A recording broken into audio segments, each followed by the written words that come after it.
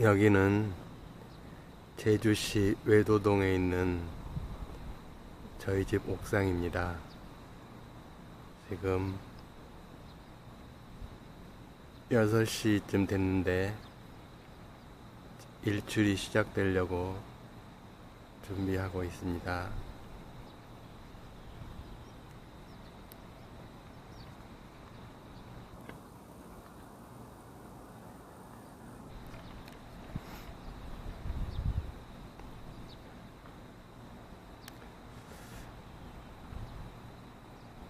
우리가 카메라를 움직일 때 줌으로 당긴 상태에서는 화면이 많이 깨지는 것 같습니다. 그래서 움직일 때는 줌을 당기지 않고 멀리 한 상태에서 카메라를 움직여야 될 것 같습니다. 네, 이렇게 요즘은 카메라에 대해서, 글에 대해서, 사진에 대해서, 그리고 동영상에 대해서 하나씩 배우고 있습니다.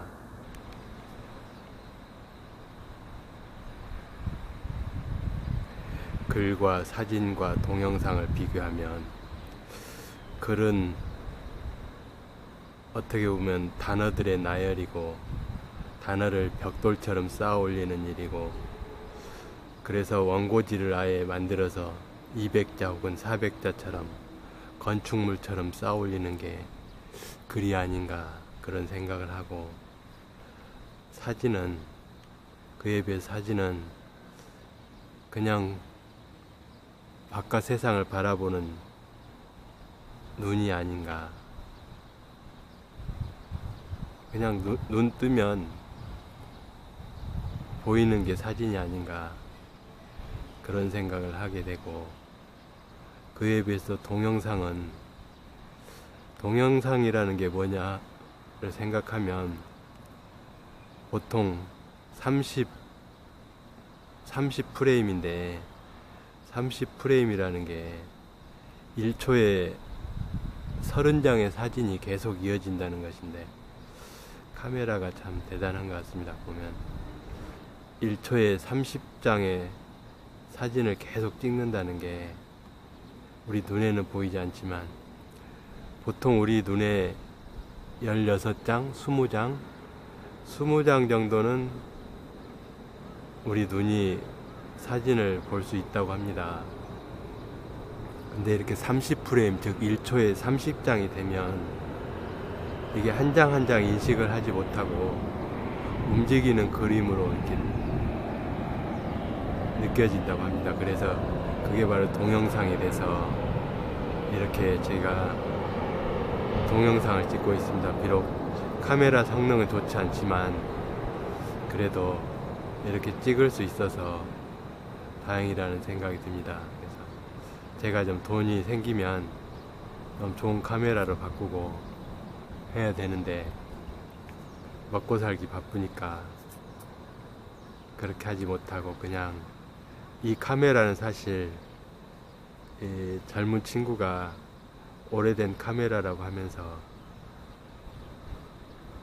그냥 갖다 쓰라고 해서 그냥 연습 삼아서 하던 게 지금 몇 년째 갖고 있는데, 그동안 사용하지 않다가 요즘 다시 유튜브를 배우면서 제 또 휴대폰도 성능이 별로 좋지 않고 메모리도 많지 않아서 그냥 카메라를 찍고 있는데, 뭐 나름대로 제 눈에는 그래도 괜찮은데 수준이 높은 여러분들 눈에는 많이 허점이 보일 것입니다. 그래도 그냥 저는 제가 좋아서 하는 일이니까 뭐 이렇게 나와서 사진도 찍고 동영상도 찍고 하면서 저의 운동도 되고, 또 이렇게 바깥 세상을 보면 마음도 환해지고 해서 가능한 밖으로 많이 나가려고 이 카메라 둘러매고 밖으로 나가서 순간순간을 포착하고 동영상도 찍고, 제가 살면 얼마나 더 살겠습니까? 사는 동안 이 세상을 좀 더 많이 바라볼 수 있으면 좋겠다는 생각을 합니다. 네, 지금은 비행장 쪽 저기 끝에 보이는 게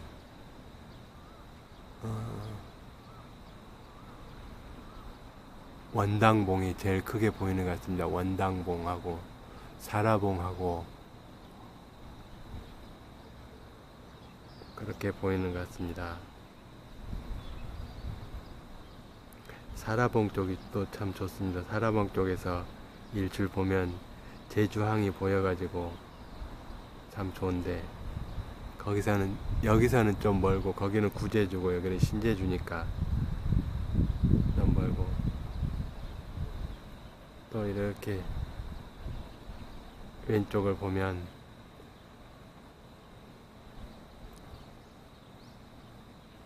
저기 왼쪽에 바닷가에 있는 게 도두봉입니다. 도두봉. 도두봉이라는 게 우리 섬의 머리라고 해서, 예, 제주도 사람들은 옛날에 여기가 북쪽이라고 생각했던 것 같습니다. 그래서 섬의 머리라고 해서 섬도자에 머리도자에서 도두봉입니다. 도두봉 앞에 방파제도 보이고, 그 바로 앞에는 이오랜드 말 등대가 있는 이오랜드 방파제가 보이고, 여기서도 눈이 좋으면 말 등대가 보일 텐데, 그리고 그 사이에 2호 해수욕장, 보통 2호 태우 해변이라고 하는데 그게 있습니다. 그리고 이쪽에는 이제 앞바다입니다. 여기가 외도동 앞바다.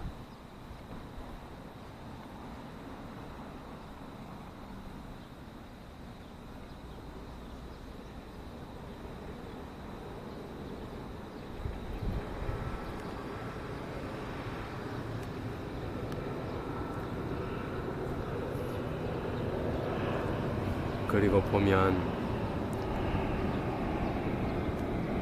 이 바로 앞에가 저기 원당봉하고 그 사이에 제주시 국제공항이 있습니다. 그래서 지금은 주로 착륙하는 비행기는 이 앞쪽에서 저 뒤쪽으로 지금 비행기 한 대가 지금 착륙을 위해서 서서히 내려앉고 있습니다.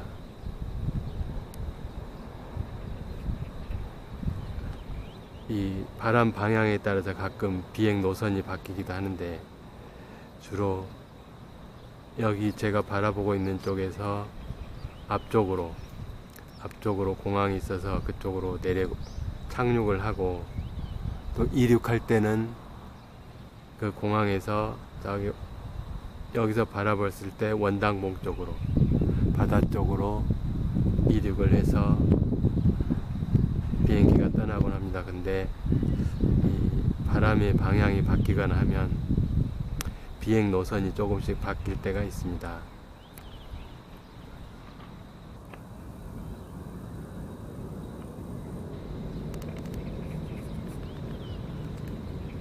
저는 이렇게 옥상에 올라오는 걸 좋아하는데, 저희 시골집에도 옥상이 있어서 옥상에 많이 올라오고, 저희 시골집은 마당이 없어가지고 그 옥상에 꽃밭을 만들던 그런 기억이 납니다.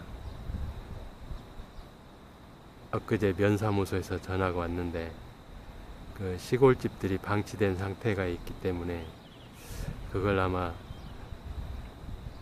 면사무소 차원에서 수리를 해가지고 임대를 줄 모양입니다. 그래서 일단 저는 그렇게 하라고 허락을 한 상태에 있습니다. 그래서 제가 퇴직하면 그 집을 수리할 계획이었는데, 다행히 면이나 군에서 해준다고 하니까 제 입장에서는 경제적 부담을 많이 줄인 것 같습니다. 그리고 제가 지금 멀리 있기 때문에 관리가 안 되는데, 그렇게 하면 아무래도 면사무소에서 관리를 대신 해주니까 좀 좋아질 것 같습니다. 그래서 일단은 본체하고 그 가게 건물은 그대로 놔두고 옆에 있는 아주 낡은 창고하고 화장실하고 그 슬레이트 지붕이 무너진 상태인데, 그 슬레이트도 아마 그 정책적으로 처리를 해주게 되어 있는 것 같습니다. 그래서 일단은 제가 멀리 있으니까 면사무소 담당 직원께서 알아서 하라고 일단 일임한 상태로 있습니다. 시간 되면 저도 한번 내려가서 상태도 보고, 또 뒷집 담장도 무너졌다고 하니까 또 뒷집 담장 공사하는데도 어떻게 하면 도움을 줄 수 있을까, 그런 생각을 하게 됩니다. 그래서 가능한 시간이 되는 대로 연어 종착역인 저의 고향에도 한번 내려가 봐야 될 것 같습니다. 저희 집 바로 앞에는 연어의 종착역이란 표지석이 있는데, 그게 섬진강 줄기로 올라온 연어가 거기까지 올라온다는 얘기가 있어서 아마 고향 곡성역이 유명해지면서 역이라는 이름을 따서 연어 종착역이라고 이름을 명명한 것 같습니다. 제가 어린 시절 살 때는 그런 표지석이 없었는데, 내가 어른이 되어서 가보니까 바로 저희 집 앞에 연어의 종착역이라는 표지석이 있어서, 아, 이것은 어떻게 보면 나를 위해서 만든 게 아닌가, 그런 착각에 빠질 정도로 참 마음이 좋았습니다. 그래서 저도 마찬가지로 이제 죽을 날이 멀지 않았으니까, 종착역이 가까워지니까 연어가 되어가지고, 연어가 죽기 전에 알을 낳고 죽듯이 나도 아름다운 시의 알을 낳고 문학의 씨앗을 낳고 죽으면 좋지 않을까 해서 다시 이렇게 그동안 하지 못했던 문학의 마지막 불꽃을 태워볼까, 그런 생각에 잠 못 이루는 밤을 지내고 있습니다. 특히 시 같은 경우는 이게 시 한 편을 쓰기 위해서는 그 분위기가 중요한데, 이 분위기를 몸에 익히면서 이 시가 몸에서 자동으로 나올 수 있도록 이렇게 환경과 분위기를 만들어야 되는데 그게 쉽지는 않습니다. 그래서 옛날 시인들이 좋은 시를 쓰기 위해서 남들이 하지 않는 기행도 하고 그쪽 방면에 깊이 빠지다 보니까 다른 사람 눈에는 기인으로 보이지 않았을까, 그런 생각을 하기도 합니다. 예, 지금 이제 막 해가 떠오르고 있습니다. 아주 붉은 해가 서서히 모습을 드러내고 있습니다. 아마 저 사라봉에서 보면 참 아름다운 햇덩이가 손에 잡힐 듯 보일 텐데, 여기는 거리가 좀 멀어서 좀 아쉬움이 있긴 합니다. 그래서 멀리서나마 이렇게 바라볼 수 있다는 게 참 다행입니다. 따지고 보면 사라봉이나 여기나 해에서의 거리를 생각하면 세 발의 피인데, 그래도 여기는 인간의 눈으로 보기 때문에 앞에 많은 건물들이 가려서 좀 서운하긴 합니다. 그래도 지구에서 해까지 거리를 생각하면 여기에서 사라봉까지 거리는 아무것도 아닐 것입니다. 그리고 여러분들이 바라보는 저 해도 아마 지구에서 해의 거리를 생각하면 거기서 거기가 아닌가, 그런 생각이 듭니다. 그래서 오늘도 이렇게 떠오르는 해를 바라볼 수 있다는 것만으로도 우리는 축복받은 인생이고 아름다운 인생이고 희망찬 인생이 아닌가 그런 생각을 합니다. 예, 해가 아주 붉은 시뻘건 핏덩이 같은 붉은 심장 같은 그런 해가 지금 떠오르고 있습니다. 예, 지금 줌을 최대로 했는데도 이렇게밖에 찍을 수 없어서 좀 아쉽긴 합니다.